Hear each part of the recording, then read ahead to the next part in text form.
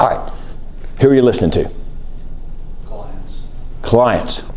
Good. Good. Who else are you listening to? To me. You're listening to you. That was the first answer of the week, another answer of the week. I think it's a little bit of a side road, but we'll go down it. Paul David Tripp says the number one person you're listening to is yourself. You're talking to yourself all the time. You're telling yourself stories all the time. You're the number one negative voice in your head, and you're the number one positive voice in your head because you're always talking to yourself. So be careful the way you talk to yourself, and be careful what you hear from yourself. That's a little bit of a side road. We're going back. Who else you listening to? Friends. Good. It's okay that we learn something here that helps us at work, and then we bring it home, or we learn something by listening to the ones we've been given to love specifically, and then take it to, now I know how to listen, I know how to understand. I've never seen that in a person. Now I can take that somewhere else. That's good. Who are you trying to lead? Your family? Who else are you trying to lead? Team at work. People at work. Been given a new team. Help them get there. This guy knows what he's doing. We're going to get him to help others. Clients. Your clients. You got to listen to a client. Are clients really obvious what they want the first time they say it? No. You're in the business of credit like Wade is, and then you're like, they say what they want, then you see, and then you start to really understand what they need, right?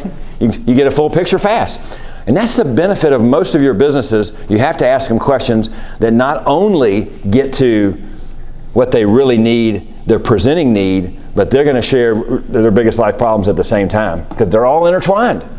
That's how we're made. More on that later. What do you want to hear from someone you lead or serve? Like, if I could just understand this, you want to know their why. And are people able just to say that easily? No. You got to keep going, right? Some know. To know why you're on this earth is a very good gift. And I don't know what percent of people really know.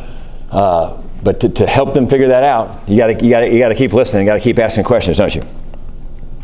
Does anybody want to explain a time when you heard deeply from someone and it changed the way you saw them? It changed the way you cared for them.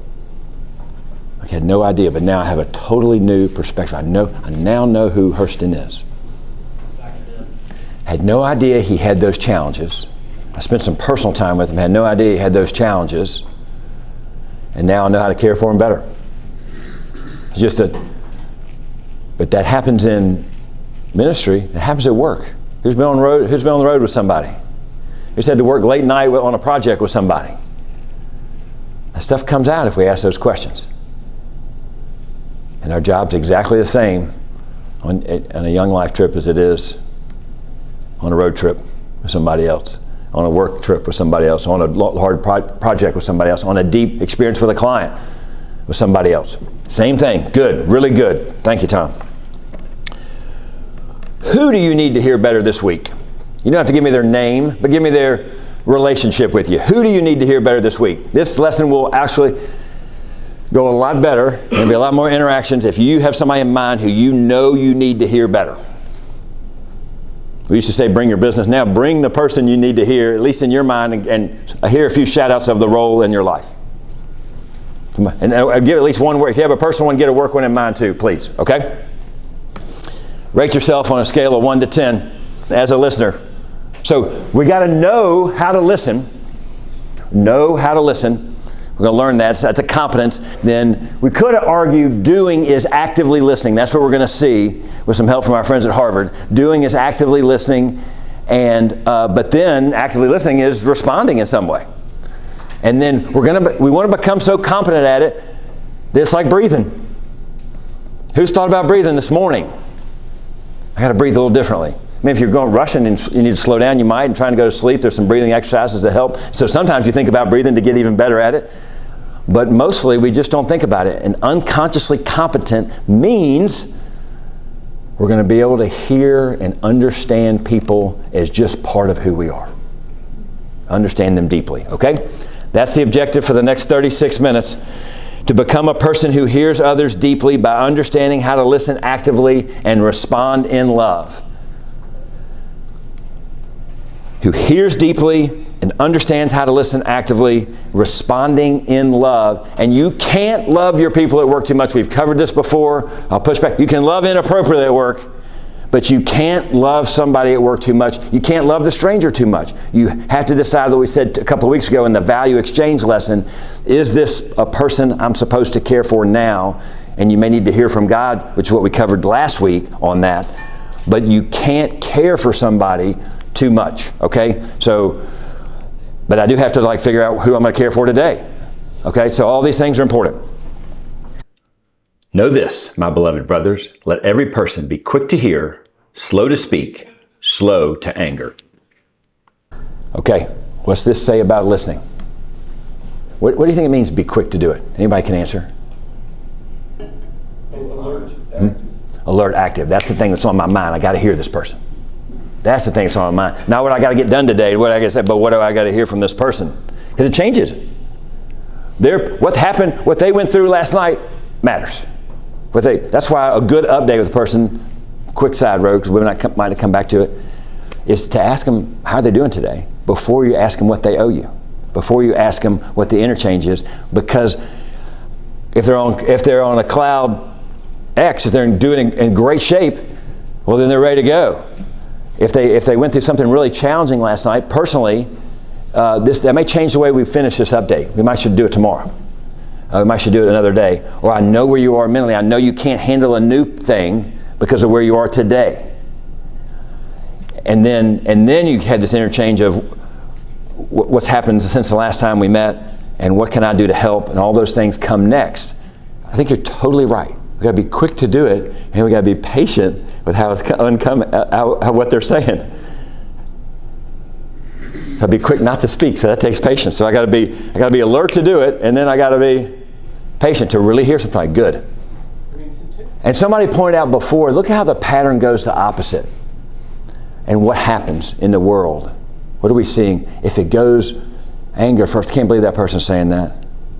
I'm now fast to speak. And there's no way to listen if I lead with anger. The opposite shuts down everything. My words often shut down everything if I really kind of look at my last month's conversations. Is when I spoke too fast that shut down the opportunity to hear somebody. Okay. Therefore, consider carefully how you listen. Jesus says, therefore, be careful. Consider carefully how you listen. He says this a bunch of times. He says this a bunch of different ways. Truly, truly is the way he says it. He says it a lot of ways. Be careful how we listen to this. And this is in the middle of a parable he's telling. I'm going to go faster on this so we can be more practical. This is the middle of the parable of the seeds. But the seed on good soil stands for those with a noble and good heart, who hear the word, retain it, and by persevering, produce a good crop. This is in all three Gospels, the parable of the soils. And it talks about 4 types of soil, and talks about a type of soil where the seed is scattered and it's taken away by the birds. It's just scattered lightly and doesn't even falls along the path, and it's taken away. Then there's a seed that falls on the rocks and it sprouts up a little bit, but because it's not deep in there, the sun burns it and scorches it out. And then there's a seed that grows a little further, but weeds cry out, which are the cares of the world. In the Matthew version of this, Jesus explains it perfectly and says this, be careful how you listen, about 3 times, and says it's the cares of the world that crowd out the seed, and the seed doesn't grow in the soil. And then here, the noble heart, the good heart. And where'd you get your noble and good heart? This quick review. The Lord himself gives you the noble heart to receive it. It's the Lord who allows us to receive. So how do I get a noble and good heart? Receive it. Retains the word, and by preserving produces a good crop.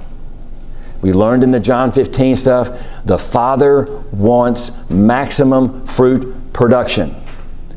Your businesses want low error rate, maximum billable client hours. Yes, Tom, is that what it is? Let's get that thing out. But one reason we want to get it out is so that our return will be maximum on this thing, and if clients are happy, that happens. And that's part of the role of business. But I'm telling you, your Father in heaven is more commanding on maximum fruit production, and it's more important, and it's a call on your life, if you're following Him, to produce maximum fruit. The Matthew version says, the good soil will produce a crop 170, 30 times over. That means when they receive it, they can't help but go out and spread it and produce more fruit and become part of the vine. That's why we remain in the vine. That's why we hear what He's saying, because the reason we hear is to produce a crop. That was the example Tom gave. But in our workplace, it's exactly the same. No one lights a lamp and hides it in a clay jar or puts it under a bed. Instead, they put it on a stand so that those who come in can see the light. For there is nothing hidden that will not be disclosed, and nothing concealed that will not be known or brought out into the open. In Matthew's gospel version, they stay on the agri parables for a little while. On this one, Jesus, you're mixing analogies here. You went straight from produce a crop to a light. What do you think He means, a light? You don't hide your light. You don't put it under a bucket. What do you think He means? To stand out. To stand out. What stands out? What's he saying to stand out? To produce a crop, it's the very next verse. To produce a crop, don't put your lamp under a bed or in a jar. Don't hide that. Who goes to work because they love using their gifts? Really good at some things. Always wanted to be a recruiter. You're a recruiter now. Fabulous. I want to do this. I want to use this gift. What's your greatest gift? That's why it's a pure desire. If you have a gift, it is right for you to want to use it for the needs of others at work. And Alan Barnhart's so good. And the reward for using your gift is more using your gift, more work. That's good. But what's your greatest gift? Holy Spirit. Holy Spirit? Salvation. Salvation? Who gave it to you? Jesus. Jesus. And He is the gift. He is the gift. He's the prize. He's the gift. And so that's the gift I've received, but it's also the gift I should put most to use in these everyday conversations. On retreats, on overnight work trips, on hard projects. Who's worked with somebody on a project they got to the end of themselves? Who's reached a point with a leader in the organization that something's really off? Okay, and here's where I'm going to use this definition now. The one who knows Jesus the best in the moment is the leader. Okay, Ed and I were neighbors. Sometimes he's a pastor, well-trained in seminary. Mostly he knew Jesus better and helped me a lot. Sometimes I was able to help Ed because I understood Jesus in the moment a little better. Sometimes. That's in all your relationships. If you're who's thinking of a person, the person you need to hear better, do they know Jesus? But either way, even if they're the superior, hierarchically, in a word, that's not a word, that if they're above you in position at work, then I can still lead them by being patient and kind and loving. And what's up with this person? What's up with Justice? She just keeps being patient when I'm not patient. She's absorbed some pain there. That's what Sandy Wilson said. Leaders absorb pain. And then she just goes about her work. I need to know why she does that.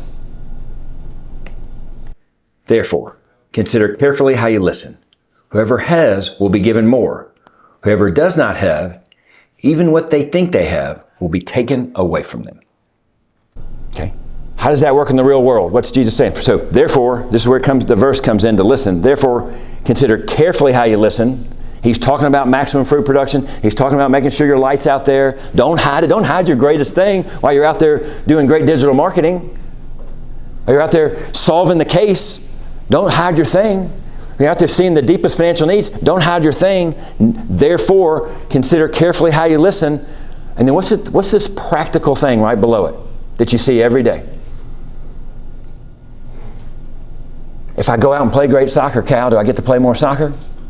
Yes. They keep me out there. And certainly on the athletic field, you get that. Keep playing, oh man, the guy showed something. We need to get him in the next game. And you work, that's what Alan says. The more good work I do, we've been doing good crane work in Memphis and surrounding county. The first branch was over in Alabama. It worked out pretty good. Now there are 20 of them. There's $1 billion of crane revenue. They did so much good work, they do get to do more work. And what Jesus is saying for maximum fruit production, who's seen somebody lose a gift? Because they just kind of buried it in a hole. Yeah. Just didn't use it. That's some funny analogies. I'm not going to use them because we need to move on and learn how to listen. But it's true, if you don't use it, it goes away. And Jesus is saying your highest and best purpose and vocation and preoccupation should be to consider this person, understand them, and then love them in some way that eventually leads them to me. Excellent work blesses others, leads to Jesus. I want to think about that pattern as I'm listening, okay? Because he says if we don't do it, it gets taken away. That's a pretty dire warning. So listen, okay? Now, the art of active listening. Think about the person. Now we're going back to our person. That's what's important, okay? Think about the person you need to listen better to. How do you normally listen to that person or that role? How do you normally do it? Before they're done saying it. Oh yeah, I've seen this one before. Yeah, I've heard that before. The first 3 words, I know what they're going to say. What's the problem with that? What's a reason to let them go ahead and say what it is, even though I've seen this one before? I'd say there are 3 reasons. What are some reasons I've seen this before, I know. Got stuff to do. What's the reason to let them keep speaking? So they feel valued. They feel valued. Oh, that's the one thing everybody can do today, for sure. No matter how great the scenario is or how difficult it is, I can let them know they're made in the image of God by staring at them saying, I can look at them and say, you matter. You do. That's an excellent point. What's another reason to listen? Sometimes you learn more by listening than talking. Yeah. Even if I think I got the answer, I learn I might not be right. On the 8% chance, I know most of you think I've heard this before, it's 92.3% chance I'm totally right. But on the 8% chance I'm off, I learned something. Okay. How do I usually listen? Am I trying to just get the job done? Or am I a critical listener trying to build a relationship? The goal of listening is build a relationship. I know. I'm going to give you a cheat sheet. You can't listen deeply to every single person today. But you got to decide who you are listening to, who needs you to listen, and then the goal of the listening is building a relationship. Okay. Amy Gallo, an unbelievable 7-minute and 50-second video that's in the article, the Hero article on our site. It'll be at the top of the wrap tomorrow. She's saying this is the way we normally listen. This is we've learned to stay silent, nod your head, and repeat back.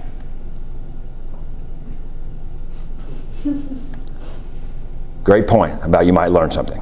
Okay, that's one level. That's listening 101. Not bad, but she says too, to be deeply listened, to really understand somebody, needs to be active, non-competitive, two-way. It means I'm not thinking about what to say at all. But I've seen this before. I know exactly what I'm going to say. No, just stop and listen.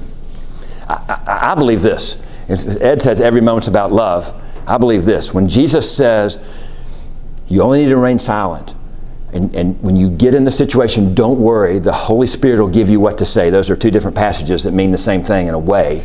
But you only need to remain silent. I'll give you the words to say.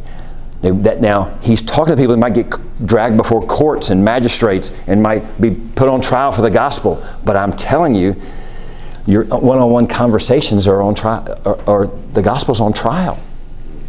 This person says they know God. So the gospel's on trial, how this listening goes down. You're having a chance to share the gospel if I'll just listen, be active, non-competitive, two-way. So the old way of listening is like a sponge. Not bad. 101, okay? 5 and 6s and 7s are listening like a sponge. But the best way to listen, it's not new, is to listen in a way that gives amplification. If I value you, if I'm valuing, I'm listening to you like you said, I'm starting to understand more and more who you are as a person, and your thoughts and ideas, if I'm listening, are being amplified. They're getting energy. They're getting acceleration. They're giving height. We want to be trampoline listeners. Then we can get that code right tomorrow, right? We need to get the code right.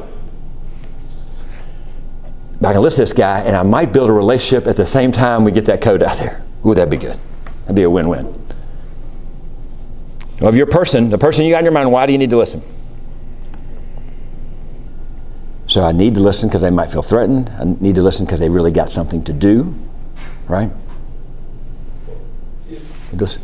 Where this thing starts, I got to get this thing done in 15 minutes. There might be something behind it that, why do you feel that way? How did you come to believe that has to be done? Why do you think that has to be done right now? Because if you really listen to it, you might understand it's not as urgent as they think it is, right? This is what Richard Branson says about listening. I believe a good leader brings out the best in people by listening to them, trusting them, believing in them, respecting them, and letting them have a go. Isn't that awesome? Letting them have a go. There's value.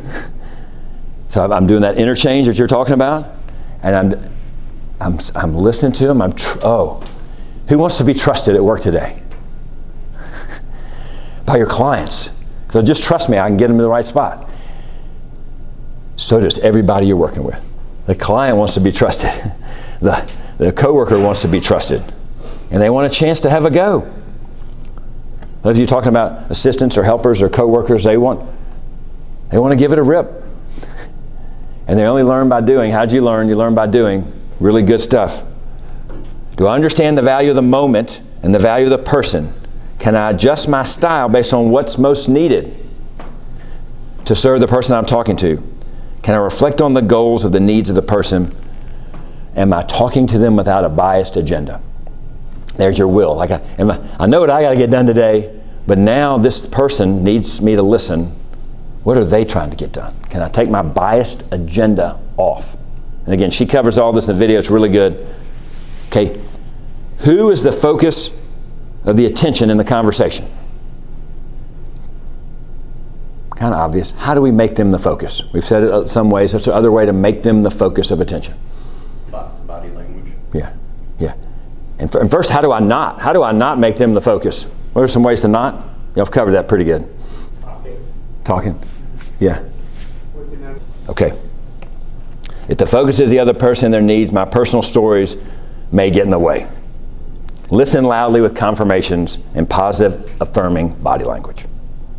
Okay, now here's what Justice is talking about.